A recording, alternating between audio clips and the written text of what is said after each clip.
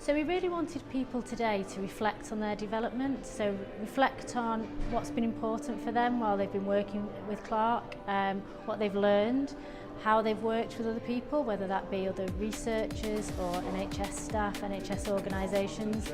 And we thought the best way of doing that would be to have some open discussions, to get people to think creatively by bringing along an object, to describe what their learning has been over the past however many years they've worked with CLAHRC.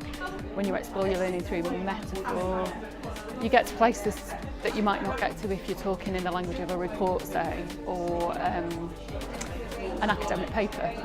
So it's to get people thinking outside of that. So during CLAHRC I've had to kind of merge these two new identities of a mother and also a PhD student, and I sort of see the world through my child's eyes now, for better or for worse. And as I'm trying to convey the results of my PhD, it's dawned on me to use this particular toy as a way to explain general practice and the different types of appointments that are on offer. And what I hear from a lot of patients is that they don't feel like they fit into the kind of very rigid rules of the practices.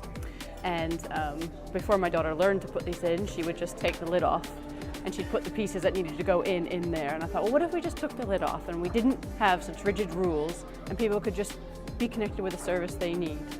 I have brought this little Oscar statue because I've worked at CLAHRC for quite a short period of time, for about 7 or 8 months, and when I first started CLAHRC, this is the first project I worked on. It's called Oscars, and it's all to do with stroke survivors and their carers, and basically improving the lives of carers of stroke survivors.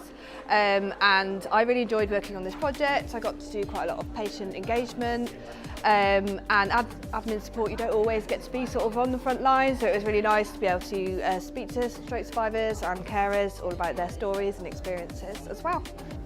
So I brought some Play-Doh with the idea that this represents me over my time with CLAHRC, in the sense that before CLAHRC I spent a lot of time quite insular on my own, working on projects. With CLAHRC I've really had to mould myself and adapt to the types of teams I'm working with and the professionals that I'm speaking to. I think that there's probably more commonalities than differences between people who work in CLAHRC, whether you are from an NHS background or from research background, that actually the key things were around translation, understanding people's motivations and objectives, understanding how people work together, and also creating an area for people to have those open discussions and how important that is. And you can hear that in the room right now, people understanding each other a bit better. So by the end what they'll have is some personal reflection, a collective sense of what the learning's been, and also some personal next steps to enable them to move forward from today. I'm very keen on collaboration. That's one of the things I really love about CLAHRC.